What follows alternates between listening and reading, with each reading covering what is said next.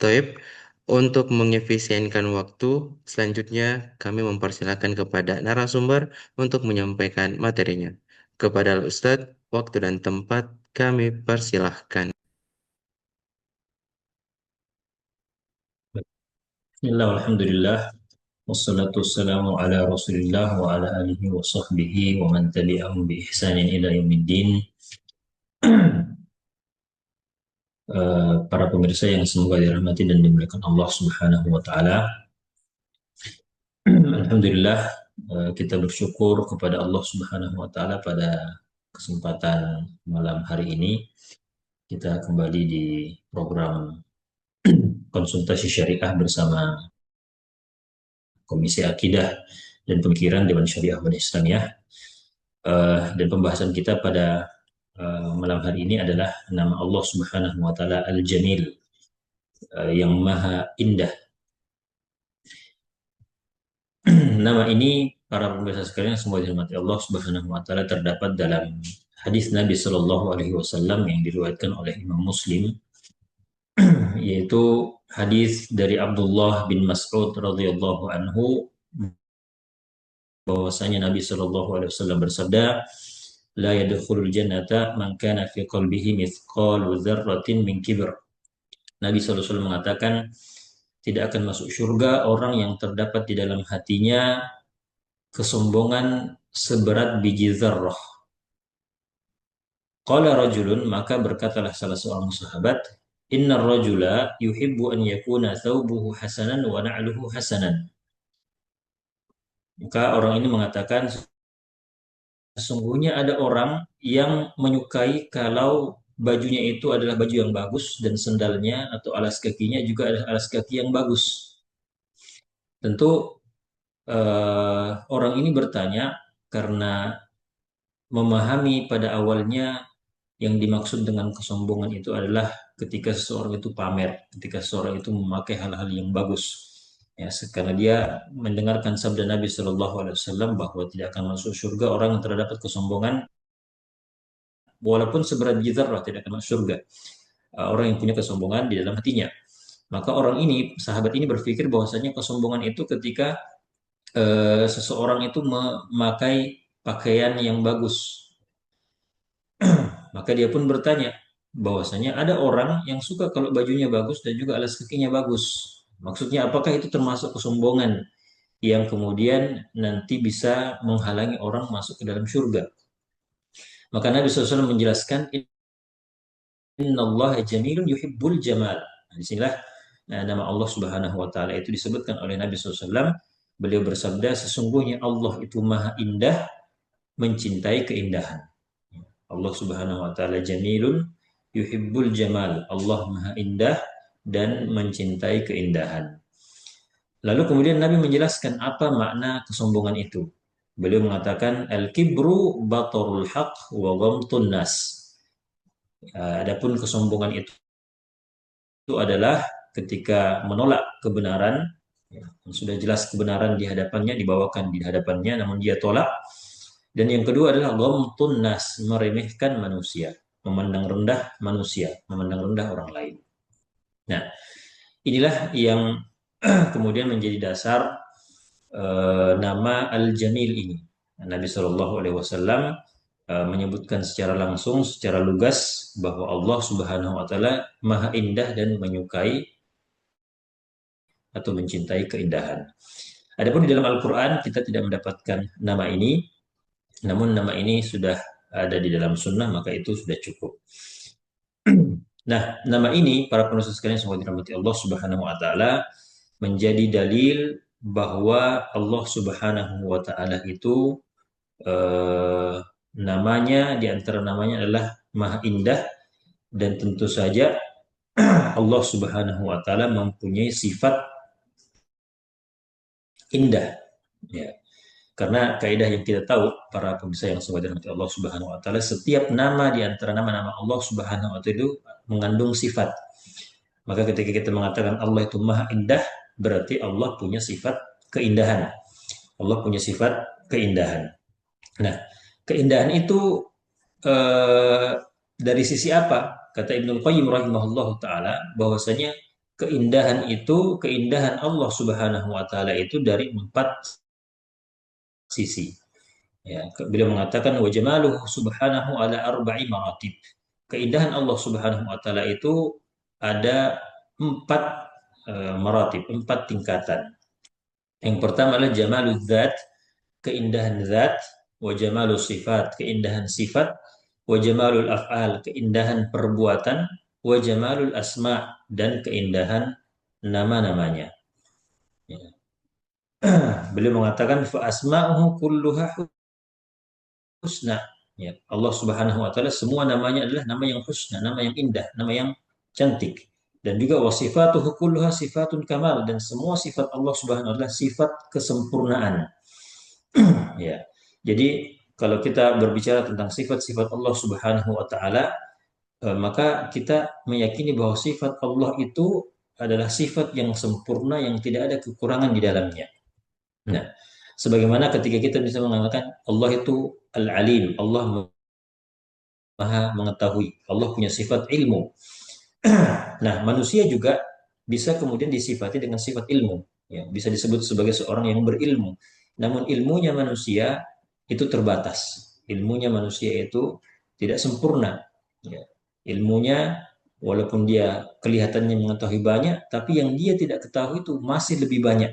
Ya, masih lebih banyak. Adapun Allah Subhanahu wa taala ketika kita mengatakan Allah Maha mengetahui, Allah punya ilmu, maka ilmu Allah itu adalah luas. Ilmu Allah itu meliputi segala sesuatu, tidak ada yang tidak diketahui oleh Allah Subhanahu wa taala. Maka di sini kita katakan semua sifat Allah adalah sempurna. Di sinilah letak keindahannya. Ya. Kemudian di mana letak keindahan perbuatan Allah Subhanahu wa taala? Ya. Sebagaimana kata Ibnul Qayyim tadi, jadi keindahannya itu adalah pada zat, pada sifat, dan pada perbuatan. Dan perbuatan kata beliau af'aluhu kulluha hikmah wa maslahah wa adlun wa rahmah. Semua perbuatan Allah Subhanahu wa taala semuanya adalah hikmah, semuanya adalah maslahat, semuanya adalah keadilan dan semuanya adalah rahmat. Ya. Maksudnya bagaimana? Proseskan sebagai Allah Subhanahu wa taala. Ya. Mungkin dari sisi zahir kadang-kadang kita melihat uh, ada saja yang terjadi di dunia atau ada saja yang terjadi pada diri kita atau orang lain, ya, secara zahir itu adalah sesuatu yang negatif, itu adalah sesuatu yang tidak baik, itu adalah sesuatu yang merugikan, itu adalah sesuatu yang menyakitkan. Ya, tapi kita mengetahui bahwasanya di balik semua itu ada hikmah dari Allah Subhanahu wa taala. Ya, ada hikmah dan ada maslahat dari Allah Subhanahu wa taala. Ada keadilan dari Allah Subhanahu wa taala. Maka tidak pantas kemudian ketika kita mengalami sesuatu, mengalami hal yang merugikan dan tidak menyenangkan, kemudian kita mengatakan Allah tidak adil. Ya, kenapa Allah memperlakukan saya seperti ini? Kenapa Allah berbuat seperti ini kepada saya? Nah, maka kita kembali tadi bahwa sifat Allah adalah Al-Jamil, Maha Indah, dan keindahannya termasuk dalam perbuatan Allah Subhanahu wa taala. Maka semua yang terjadi itu adalah hikmah, semuanya maslahat, semuanya adalah keadilan dan semuanya adalah rahmat. Ya, bisa saja ada sesuatu yang merugikan menimpa kita, tapi ternyata itu di baliknya ada hikmah, di baliknya ada kebaikan yang kita tidak ketahui. Nah, kemudian kata Ibnu Qayyim rahimahullah taala, wa amma jamalul dzat. Nah, adapun keindahan zat, tadi kita sudah jelaskan tentang keindahan sifat, keindahan perbuatan, keindahan nama-nama Allah Subhanahu wa taala. Lalu kemudian bagaimana jamalul zat itu? Bagaimana keindahan zat, keindahan zat Allah Subhanahu wa taala? Maka tentu saja ini adalah sesuatu yang tidak bisa kemudian kita takyif, ya, kita bayangkan dan kita bagaimana menyerupakan hal tersebut, ya. Karena kita tidak pernah tahu bagaimana zat Allah Subhanahu wa taala, kita tidak bisa kemudian membayangkan bahkan menyerupakannya kepada makhluk, ya. Apapun yang kemudian terbersit dalam pikiran kita, maka tidak bisa kemudian kita mengatakan bahwa Allah seperti itu, karena Allah tidak serupa dengan segala sesuatu. Yang jelas kita isbat, kita tetapkan bahwa zat Allah adalah zat yang indah, ya. Zat Allah adalah zat yang indah, zat yang kemudian tidak bisa kita capai, tidak bisa kita bagaimanakan, tidak bisa kita kemudian bayangkan bagaimana bentuknya dan seterusnya. Ya, tapi cukup kemudian kita imani bahwasanya zat Allah adalah zat yang indah. Ya. Eh, maka di sini para pemirsa yang semoga dirahmati Allah Subhanahu wa taala, ketika kita mengetahui bahwasanya Allah Subhanahu wa taala Maha Indah dan pada semua keempat sisinya yang kita sebutkan tadi, maka tentu ini adalah sesuatu yang berhubungan. Ya. Kenapa? Karena kalau kita melihat sesuatu, kalau kita kemudian uh, mengetahui bahwa perbuatan Allah Subhanahu wa taala itu indah, maka ini menunjukkan keindahan sifat. Ya. Sebagaimana keindahan sifat pasti menunjukkan keindahan zat. Ya, keindahan zat. Maka sama seperti misalnya ketika kita bermuamalah dengan manusia, ketika kita melihat perbuatan manusia itu adalah perbuatan yang bagus, perbuatan yang baik, ya, perbuatan yang menyenangkan orang lain, itu pasti karena sifatnya yang bagus, ya, sifatnya yang bagus. Nah, kemudian kalau sifatnya bagus, ya, maka kita bisa katakan zatnya juga pasti adalah sesuatu yang bagus. Nah, eh, kemudian dikatakan di sini di hadis yang kita sebutkan tadi ya bahwasanya Allah Subhanahu wa taala jamil, innallaha jamil yuhibbul jamal. Ya sesungguhnya Allah Subhanahu wa taala Maha indah dan mencintai keindahan. Maka tentu saja ketika Allah mengatakan Allah mencintai keindahan, maka itu artinya kita sebagai hamba juga harus kemudian punya keinginan atau punya bagian dalam keindahan itu. Ya, artinya kita juga sebisa mungkin ya, memperindah diri kita, ya, baik secara batin ataupun secara zahir, ya, ataupun secara zahir. Maka Nabi SAW tadi mengatakan bahwa sombong itu adalah menolak kebenaran dan juga meremehkan manusia. Adapun orang yang sekedar memperbagus pakaiannya, memperbagus fisiknya, maka itu bukan sombong. Ya, sombong ketika sudah terikut tadi sifat yang disebutkan oleh Nabi SAW. Dia pakai baju yang bagus, tapi dibarengi dengan meremehkan orang lain. Maka di sini sudah masuk dalam kategori kesombongan. Adapun cuma sekedar memakai pakaian yang bagus, memakai pakaian yang pantas, yang indah, maka ini bukan termasuk bukan termasuk kesombongan. Bahkan justru itu adalah sesuatu yang baik. Ya, karena Allah mencintai keindahan, maka tidak ada masalah kemudian kita memperindah diri kita, ya, memperindah diri kita. Nah, makanya ketika Allah mengatakan Inna Allah jamilun yuhibbul jamal, maka di dalam kata-kata ini ada dua hal yang kita ketahui. Yang pertama adalah ma'rifah. Yang pertama bahwa kita mengetahui bahwa Allah Maha Indah tadi. Dan yang kedua adalah suluk. Ya. Yang kita mengetahui bahwasanya bagaimana kita bersikap. Artinya ketika kita mengetahui Allah mencintai keindahan, maka kita juga kemudian hendaklah memperindah diri kita. Ya, karena itu sesuatu yang baik. Maka tidak pantas para pemirsa sekalian semua dirahmati Allah Subhanahu wa taala, kemudian kita memakai pakaian yang compang-camping, memakai pakaian yang kotor dengan alasan zuhud. Itu bukan zuhud sama sekali. Ya, kita memakai pakaian yang tidak pantas ya. Makanya kenapa Allah Subhanahu wa taala itu uh, mengatakan di dalam Al-Qur'an, "Khudzu zinatakum inda kulli masjid." Ya. Pakai zinah kalian, pakai perhiasan kalian. Maksudnya pakai pakaian yang bagus ketika pergi ke masjid. Ya, bahkan Allah Subhanahu wa taala mengatakan, "Ya bani Adam, qad anzalna 'alaikum libasan yuwari sawatikum wa risha." Ya, wahai anak Adam, kami telah turunkan kepada kalian pakaian untuk menutup aurat kalian. Nah, kemudian di dalam hadis Nabi Shallallahu alaihi wasallam mengatakan, "Innallaha yuhibbu an yura atharu ni'matihi ala abdihi." Sesungguhnya Allah Subhanahu wa taala itu mencintai atau suka kalau nikmatnya itu, dampak nikmat yang diberikan kepada hamba itu tampak ya pada dirinya. Nah, di hadis yang lain Nabi SAW pernah mengatakan kepada salah seorang sahabat yang pakaiannya itu pakaian yang lusuh, pakaian yang tidak baik, ya. Kata Nabi SAW, ala kamal, apakah kau punya harta?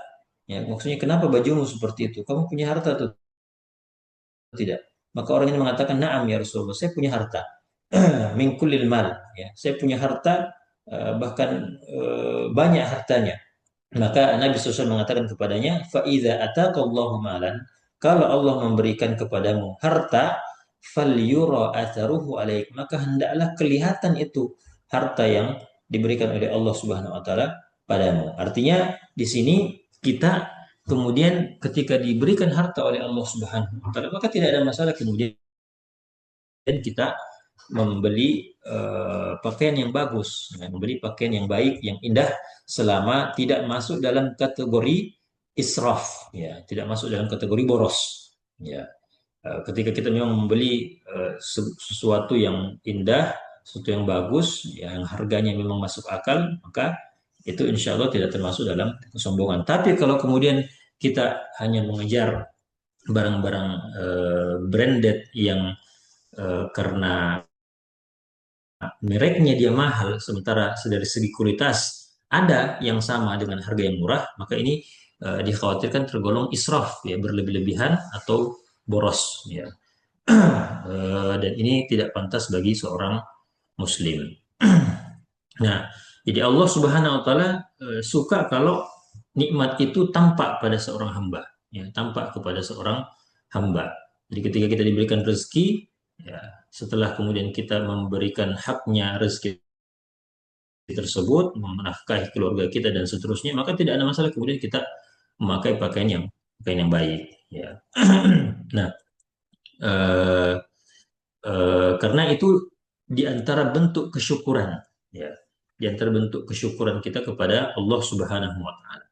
Jadi kesyukuran itu ada kesyukuran eh, yang zahir, ya, kesyukuran zahir, ya, itulah yang kemudian kita memperindah diri, ini namanya jamalul zahir, ya, keindahan yang zahir. Dan kemudian harus diikuti dengan jamal batin, keindahan hati, yaitu dengan syukur kepada Allah Subhanahu wa taala. Maka kita memperlihatkan keindahan itu yang menjadi jamal zahir, keindahan zahir, dan di dalam hati kita juga harus adanya jamalul batin, ya, keindahan yang batin, yaitu hati kita bersyukur kepada Allah Subhanahu wa taala, bukan justru tinggi hati dan menyombongkan diri di hadapan manusia yang lain karena kita punya pakaian yang bagus. Nah, ini diantara fikihnya yang kemudian Allah Subhanahu wa taala yang kita ambil dari nama Allah Subhanahu wa taala Al-Jamil. Dan kita tentu saja berharap, ya, sebagaimana kita sebutkan tadi bahwa jamalul zat, keindahan zat Allah Subhanahu wa taala ini tidak bisa kemudian kita sampai kepadanya kecuali nanti ketika kita di surga Allah Subhanahu wa taala. Karena di surga nanti, para pemirsa sekalian semua dirahmati Allah, kita akan mendapatkan nikmat yang paling besar dalam surga, yaitu melihat Allah Subhanahu wa taala. Sebagaimana disebutkan dalam Sahih Muslim, ya, dari sahabat Suhaib radhiyallahu anhu, bahwa Nabi SAW bersabda, "Idza dakhala ahlul jannatil jannata", ketika para penduduk surga memasuki surga, yaqulullahu tabaraka wa ta'ala, maka Allah akan berkata, "Turiduna syai'an azidukum", ya. Allah mengatakan, "Apakah kalian mau saya tambahkan lagi kenikmatan?" Penduduk surga ini sudah menikmati surganya, ya, sudah masuk ke dalam surga. Allah kemudian katakan, "Mau saya tambahkan lagi?"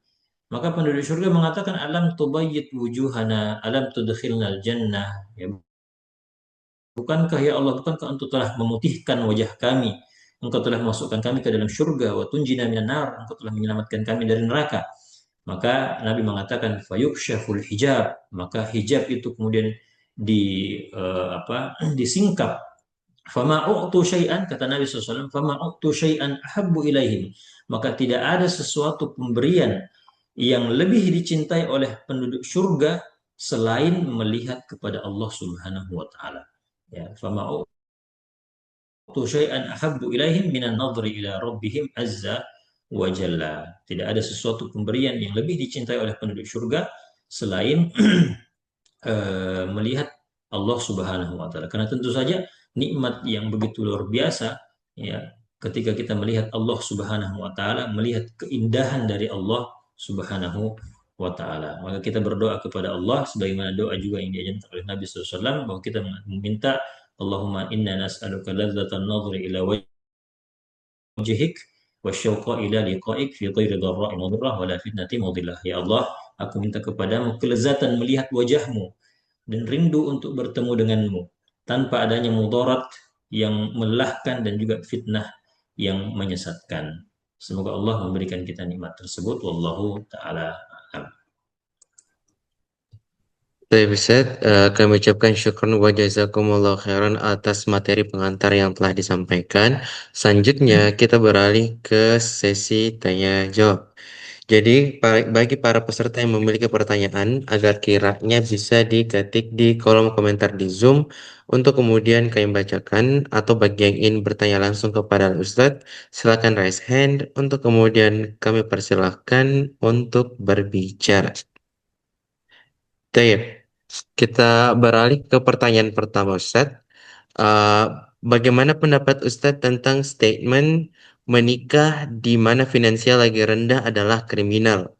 Dikatakan kriminal karena kita mengajak anak orang untuk hidup susah, hidup pas-pasan, makan makanan sederhana. Bagaimana Islam memandang hal tersebut, Ustadz? Ya. Bismillah, alhamdulillah, salatu wassalamu ala rasulillah, amma ba'd. Menikah ketika finansial sedang rendah-rendahnya. Ya. Eh, ketika eh, eh, apa eh, orang menikah atau ketika seorang pemuda ingin menjaga dirinya dari fitnah, ya, maka tentu saja Allah Subhanahu wa taala akan menolongnya. Ya. Karena di antara yang berhak mendapatkan pertolongan Allah Subhanahu wa taala disebutkan dalam hadis ya bahwasanya ada tiga golongan yang berhak mendapatkan pertolongan Allah Subhanahu wa taala adalah salah satunya an-nakihu alladzi yuridul afaf. Ya, orang yang menikah karena ingin menjaga kesuciannya. Ya. Maka ini kata Nabi berhak mendapatkan pertolongan Allah Subhanahu wa taala. Maka kita katakan kepada eh, pemuda yang mungkin finansialnya belum stabil, lalu kemudian dia khawatir terhadap dirinya sendiri, dia khawatir karena kalau dia tidak menikah dia akan jatuh ke dalam kemaksiatan, maka kita katakan silakan, ya, ya istilahnya kita sekarang gaskan saja, ya insya Allah Allah akan tolong. Nah kalau misalnya anak muda tersebut kemudian masih bisa menahan diri, kemudian masih bisa kemudian untuk mencoba memberikan usaha lagi yang lebih untuk mendapatkan harta, maka itu juga bisa, itu juga lebih bagus karena itu akan lebih membuat dia bisa menjalankan tugasnya nanti sebagai seorang suami untuk menafkahi keluarganya, menafkahi istri, menafkahi nanti anak-anaknya. Ya walaupun tentu saja kita katakan sekali lagi, ya insya Allah Allah akan membantu dan memang rezeki itu adalah uh, rezeki adalah sesuatu yang sudah dijamin oleh Allah Subhanahu Wa Taala, baik itu rezeki kita ataupun rezeki dari istri kita. Nah kemudian uh, kalau disebutkan tadi bahwasanya itu adalah sebuah kriminal ya, karena kita mengajak anak orang susah gitu. Ya, maka di sini memang di dalam Islam itu ada anjuran untuk kemudian eh, ketika menikah itu harus ada yang namanya konsep kufu, ya, kesetaraan. Ya, dalam hal ini harta itu atau tingkat ekonomi itu bisa masuk dalam kufu, ya, karena jangan sampai misalnya kita laki-laki kemudian menikahi orang yang tinggi, apa istilahnya, tinggi status sosialnya, ya tidak haram sebenarnya, tapi cuman itu akan ada istilahnya, akan ada eh, apa, akan ada potensi yang bisa lahir, potensi pertengkaran dan perselisihan yang bisa lahir ketika pernikahan itu sudah terjadi. Ya, makanya kalau memang kita tahu kondisi ekonomi kita adalah kondisi yang susah, ya maka silakan cari akhwat yang setara dengan kita gitu loh, secara ekonomi. Artinya yang dia juga sudah terbiasa dengan hidup sederhana, yang dia tidak terbiasa dengan hidup yang foya-foya, atau dia hidup yang dengan standar tinggi karena keluarganya yang apa, eh, yang eh, istilahnya sudah terbiasa karena memang orang kaya dari sananya, orang tuanya orang kaya seperti itu. Ya, jadi seperti itu. Tapi kalaupun ada, ya kita tentu saja apresiasi kalau ada seorang wanita yang mau seperti itu, ya, yang punya kekuatan iman, ya, yang mau kemudian ikut susah hidup sederhana, hidup secara terbatas dengan suaminya. Ya, wallahu taala. Syukur wa jazakumullah khairan Ustaz atas jawaban dari pertanyaan pertama. Selanjutnya kita beralih ke pertanyaan kedua, yaitu pertanyaan yang diajukan oleh Ansor di Zoom.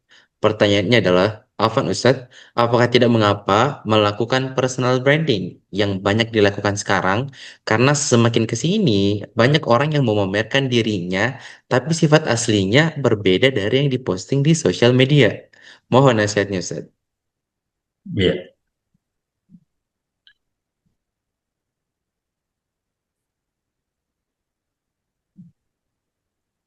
Personal branding, ya, tentu personal branding ini kita harus melihat apa tujuannya, ya. Kita harus melihat apa tujuannya. Kalau kemudian memamerkan diri sendiri ini untuk maslahat yang positif, yang memang dia punya hal seperti itu, sifat yang seperti itu, maka ini tentu saja adalah sesuatu yang baik, ya, adalah sesuatu yang baik, sesuatu yang harus dilakukan, karena ketika kita melihat kondisi sekarang, maka para pendakwah kebatilan, ya, para orang-orang yang mengusung kesesatan itu juga melakukan hal yang sama. Mereka personal branding, lalu kemudian akhirnya pendapat-pendapat mereka, ya, hal-hal yang sesat, hal-hal yang keliru, hal-hal yang menyeleweng, menyimpang itu kemudian diterima oleh masyarakat karena dia punya personal branding. Nah, maka ketika kita sebagai seorang dai misalnya, ya, kita mau personal branding sebagai seorang dai, ya maka silakan saja kita personal branding, tapi tentu saja dengan catatan dia bisa kemudian menjaga hatinya agar tidak jatuh dalam riak, ya, tidak jatuh dalam sum'ah, ya, karena memang ini kita seakan-akan berada di tepi jurang, ya, sedikit saja kita kemudian tidak berhati-hati, kita akan terpleset dan jatuh. Uh, tapi di sisi lain kita sebutkan tadi, butuh kita dai-dai yang kemudian membranding dirinya untuk kemudian bisa uh, dakwahnya itu diterima oleh kalangan yang lebih luas lagi, ya, dan juga untuk istilahnya muzahamah, untuk bisa mendesak atau berdesakan dengan para pengusung kebatilan ini di dalam medsos, ya, karena kalau kita tidak maju, mereka yang kemudian akan memenuhi medsos, dan anak-anak muda dan para pengguna media sosial zaman sekarang itu yang kemudian akan menjadi konsumen mereka.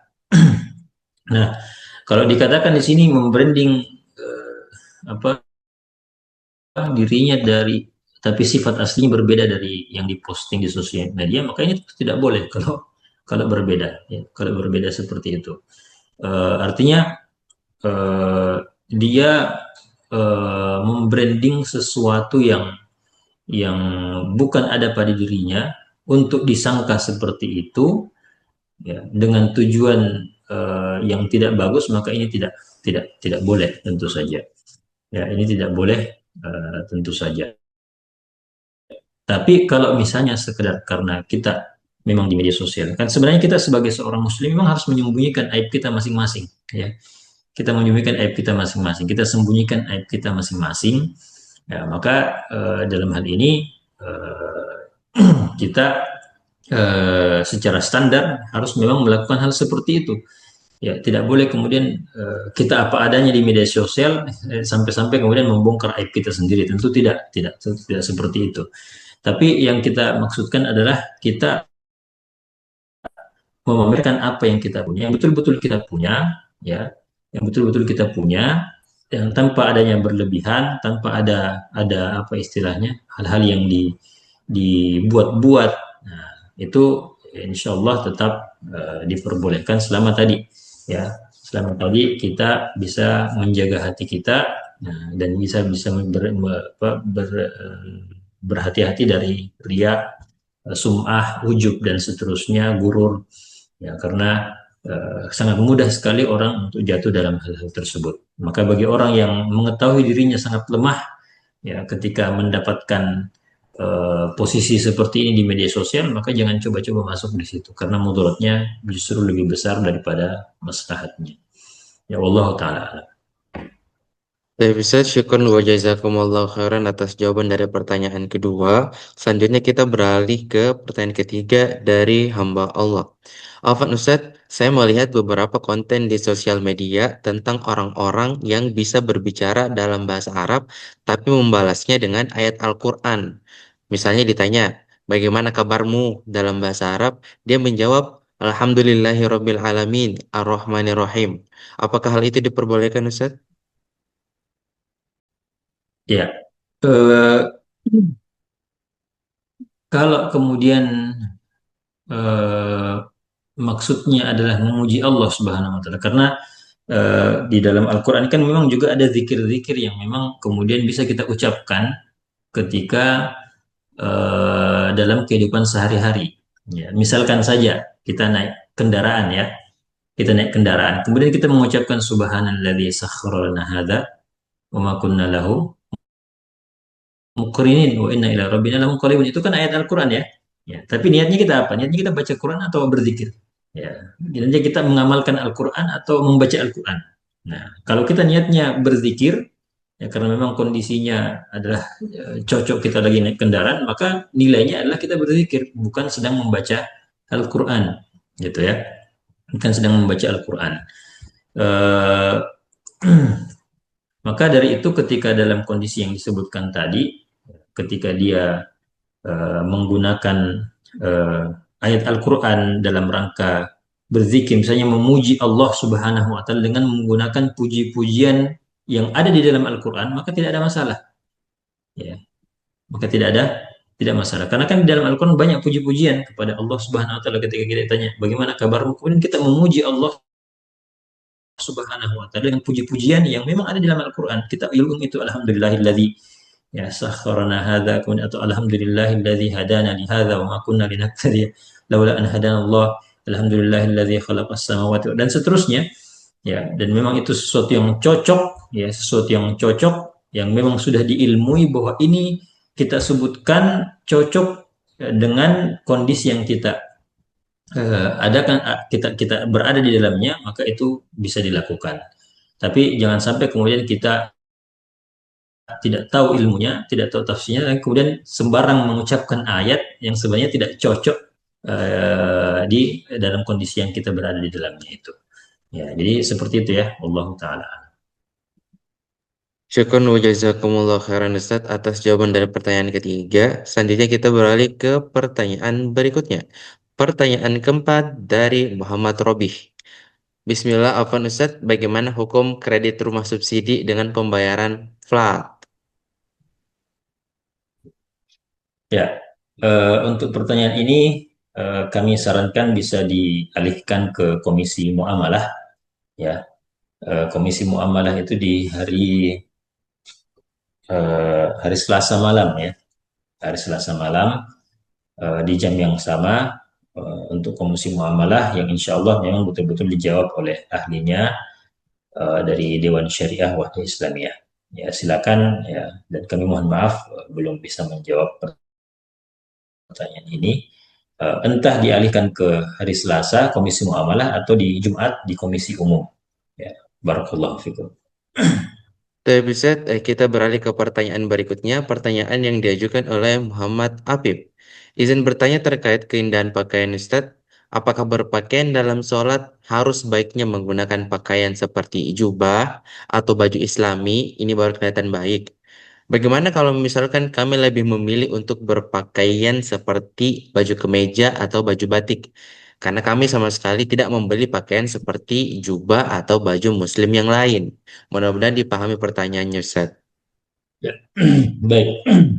Eh, untuk pakaian, terutama khususnya dalam sholat, tentu ini tidak ada model khusus, ya. Tidak ada model khusus yang menjadi sunnah. Yang ada adalah sifat pakaian itu, ya. Yaitu sifat yang menutup aurat, ya. Kemudian tentu saja pakaian yang tidak isbal dan pakaian yang kemudian dikenal oleh masyarakat, ya. Pakaian yang dikenal oleh masyarakat. Dan dari sisi pandangan masyarakat, pakaian adalah pakaian yang sopan. Ya, pakaian adalah pakaian sopan. Dari sisi urf, masyarakat menilai bahwa itu adalah sudah pakaian yang sopan. Maka itu saja yang kita pakai dalam sholat. Maka tidak harus jubah, tidak harus baju terusan seperti pakaiannya orang-orang Arab. Maka tidak ada masalah kita pakai songkok nasional, pakai baju batik, lalu kemudian pakai sarung, ya, pakai sarung. Oke, ini tidak ada masalah. Selama memang batiknya itu tidak ada corak-corak yang bergambar eh, hal-hal yang berhubungan atau menampakkan syiar agama lain, seperti tanda salib atau yang lainnya, maka ini tidak ada masalah. Ya, tidak ada masalah. Ya, jadi ketika kita berpakaian ini tidak ada model, sama sekali tidak ada model, apalagi untuk laki-laki.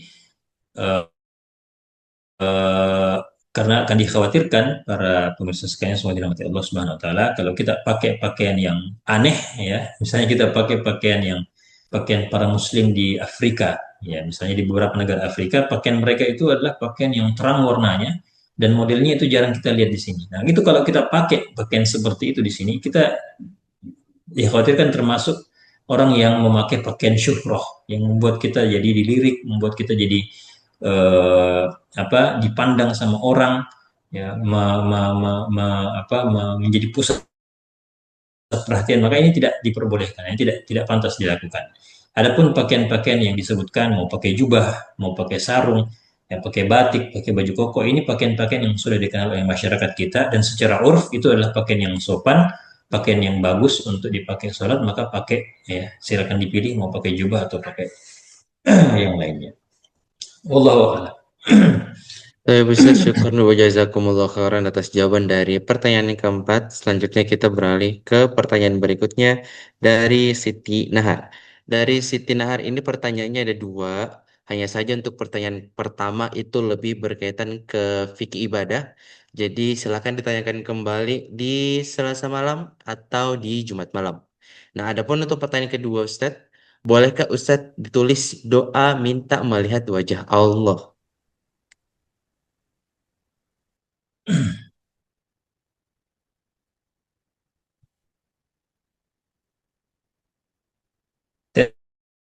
Tes, apakah suara saya masih kedengaran? Kedengaran Ustadz. Ya. Videonya gimana? Apakah Kalau di tersangkut? Anda tersangkut Ustaz. Oh iya, yang penting suara kedengaran ya, karena saya juga di sini. Ya, baik. Untuk pertanyaan pertama, bagaimana kalau kita lupa dalam sholat zuhur, baru 2 rakaat kita sudah salam, nanti kita ingat setelah ba'da zuhur. Ya.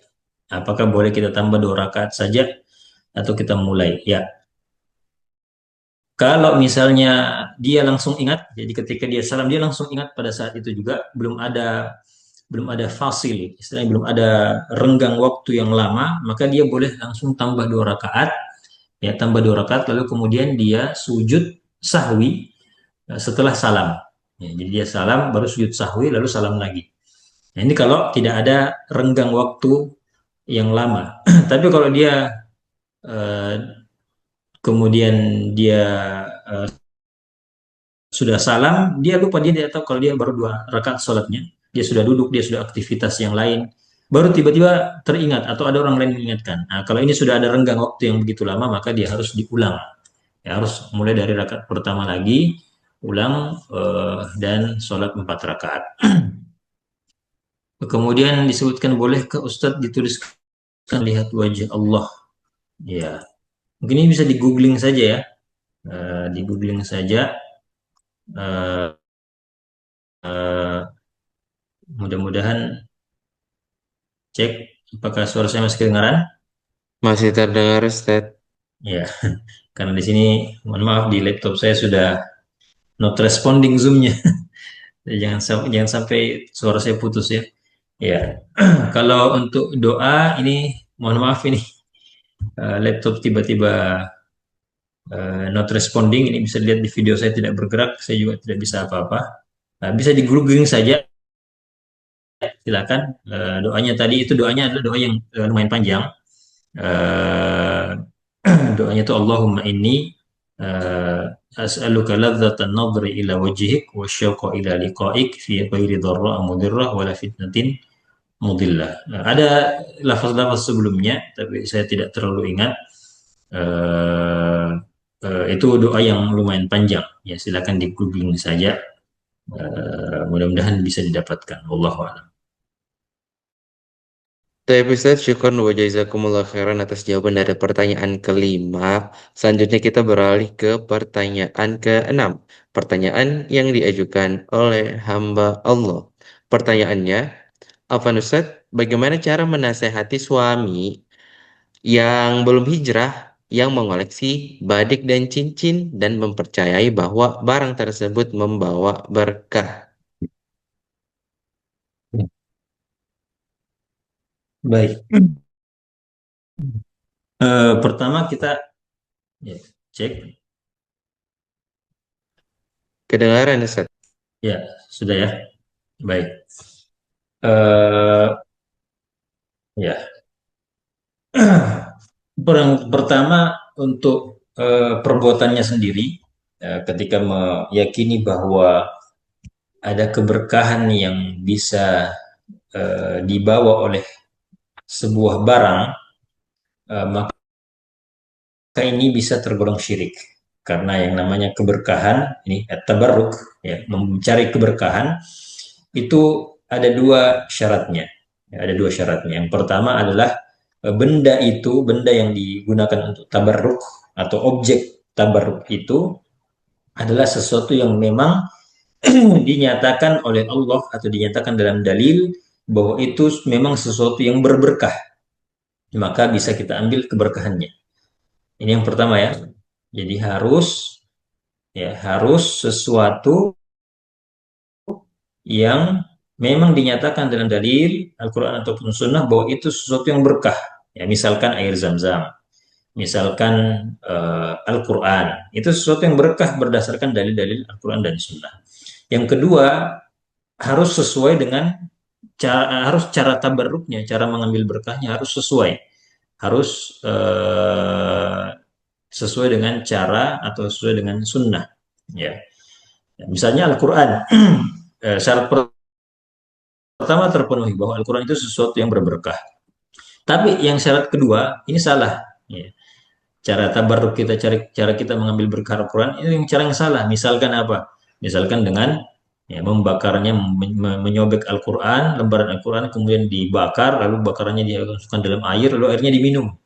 Nah, ini bukan cara mengambil berkah Al-Quran. Ya. Al-Quran ini memang berkah, tapi bukan begitu cara mengambil berkahnya Al-Quran. Ya, cara mengambil berkah Al-Quran adalah dengan apa?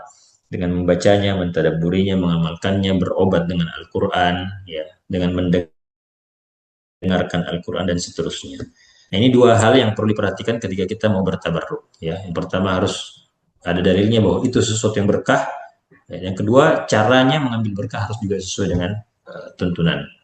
Nah, adapun cincin badik, ya maka ini kita katakan tidak berberkah, ya tidak ada berkahnya. Dia tidak bisa mendatangkan manfaat, tidak bisa mendatangkan mudarat, tidak bisa menolak bala, menolak mudarat. Ya, kalau dia dipercaya seperti itu, maka dia bisa masuk dalam hukum jimat, ya dan ini tentu termasuk dalam kesyirikan. Nah, maka tentu saja ketika kita mau menasehati suami terkait hal ini, jika sang istri ini punya kemampuan dan punya ilmu yang mumpuni, ya maka dia bisa kemudian melakukan argumentasi, melakukan brainstorming, melakukan apa? Melakukan diskusi yang mendalam, ya. Bagaimana caranya meyakinkan suami bahwa benda-benda tersebut tidak bisa mendatangkan manfaat. Uh, karena argumen-argumen seperti ini, argumen membantah kesyirikan, keyakinan orang bahwa sesuatu itu punya berkah, itu sebenarnya banyak sekali dalam Al-Quran. Ya, karena itu yang dilakukan oleh dasarnya itu yang dilakukan oleh para nabi, ya, terutama Nabi Shallallahu Alaihi Wasallam. Ya, di dalam Al-Quran begitu banyak. Ya, maka kita harus kemudian yang pertama menyentuh akalnya dulu, ya, bahwa yang dia lakukan mempercayai benda-benda itu adalah sesuatu yang berberkah itu tidak masuk akal, ya. Itu benda mati, ya. Itu benda mati. Siapa bilang dia punya keberkahan? Dari mana dasarnya? Apa buktinya? Ya. Itu kan yang seperti itu harus ada kabarnya. Ya, jangan sampai kabar yang mengatakan itu berberkah itu adalah kabar dari siapa? Dari nenek moyang. Nenek moyang itu dari siapa? Ya. Nenek moyang nanya lagi, nenek moyang itu dari siapa lagi? Ya. Siapa? Dari mana sumbernya itu? Jangan-jangan dari syaitan. Jangan-jangan dari kabar-kabar tidak jelas. Itu yang bilang itu berberkah itu siapa? Jangan-jangan jin kan seperti itu. Ya, bahwa itu adalah benda mati, itu benda yang dibuat manusia, itu benda yang kalau kita bakar itu hancur. Kalau kita ini itu hancur, mana bisa mendatangkan keberkahan kalau benda-benda yang lemah seperti ini. Ya, itu artinya sama seperti berhala yang tidak berguna sama sekali untuk manusia yang begitu banyak menyembahnya tapi tidak berguna sama sekali. Nah, jadi semacam-semacam seperti itu, argumen-argumen semacam itu yang disampaikan, karena posisinya istri dia sampaikan dengan baik, ya, dengan hikmah, dengan baik, dengan diskusi. Kalau tidak bisa, maka silakan dicarikan video atau ustadz yang nanti bisa berkomunikasi dengan suami, eh, yang nanti bisa berdiskusi dengan baik agar dia bisa kembali ke jalan yang benar. Ya, saya kira seperti itu. Ya, diajak komunikasi yang baik, seperti itu. Bisa menggunakan orang ketiga, dinontonkan video atau didatangkan keluarga atau ustadz atau siapapun itu kemudian untuk bisa berdiskusi dengan sang suami. Wallahu a'lam. Saya Ustaz, syukur wa jazakumullah khairan atas jawaban dari pertanyaan ke-6. Selanjutnya kita beralih ke pertanyaan ke-7. Pertanyaan dari hamba Allah. Afwan Ustaz, bagaimana pendapat Ustaz tentang orang-orang yang mengadakan acara rumah baru sebagai bentuk dijauhkan dari kerusakan dan mendatangkan keberkahan di rumah? Ritualnya hanya makan-makan dan didoakan saja Ustaz, seperti bacaan-bacaan ruqyah. Apakah diperbolehkan? Ya, kalau untuk bersyukur eh, mengundang orang untuk dalam rangka mensyukuri nikmat Allah Subhanahu wa taala, maka tidak ada masalah. Tapi kemudian kalau menganggap bahwasanya eh, dengan acara seperti itu akan menolak bala, ya, kemudian datang dengan zikir-zikir yang tidak disyariatkan, maka ini tidak perlu dilakukan. Adapun untuk membacakan doa, eh, itu tidak perlu makan-makan sebenarnya. Ya, kita bisa masuk ke dalamnya. Rukyah, kalau rukyah di rumah itu memang sesuatu yang disyariatkan, ya. Karena Nabi Sallallahu Alaihi Wasallam itu sudah mengatakan bahwasanya rumah yang dibacakan surah Al-Baqarah itu tidak akan dimasuki oleh syaitan. Maka artinya bisa kita membaca Al-Quran di dalam rumah, kita memperbanyak zikir dalam rumah, ya, tanpa harus diadakan acara-acara khusus, ya.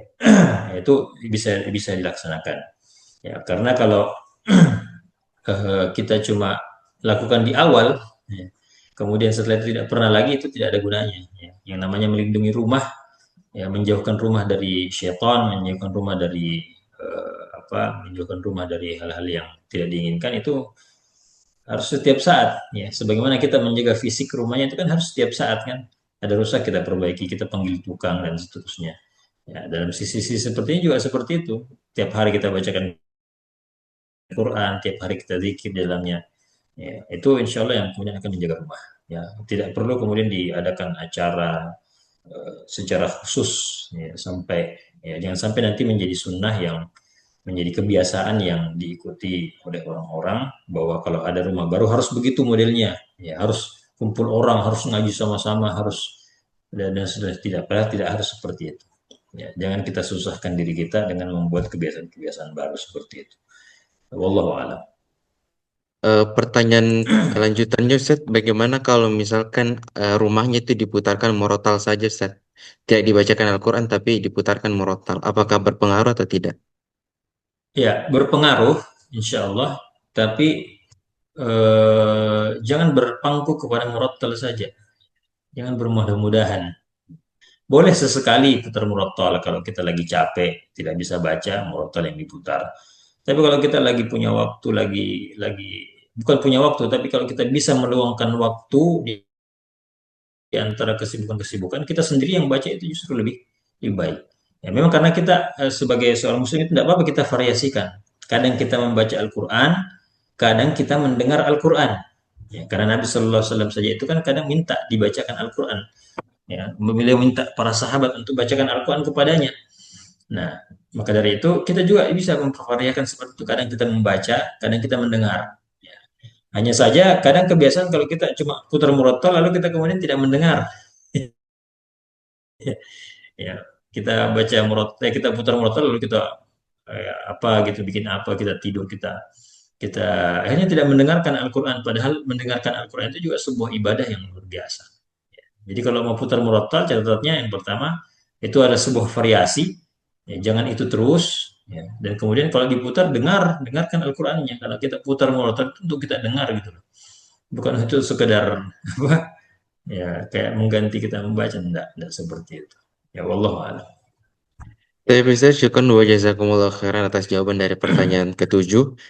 Sekaligus menutup sesi kita pada malam hari ini, kami ucapkan syukur wa jazakumullah khairan kepada narasumber kita karena telah menyempatkan waktunya untuk memberikan materi dan menjawab pertanyaan-pertanyaan dari para peserta. Dan juga kami ucapkan syukur wa jazakumullah khairan kepada para peserta yang telah menyempatkan dirinya untuk bergabung pada malam hari ini. Jika ada kelebihan itu datanya dari Allah Subhanahu wa taala, jika ada kekurangan itu datanya dari diri kami pribadi. Kita tutup dengan masing-masing membaca doa kafaratul majelis. Subhanakallahumma wa bihamdik, asyhadu an la ilaha illa anta, astaghfiruka wa atubu ilaik. Assalamualaikum warahmatullahi wabarakatuh.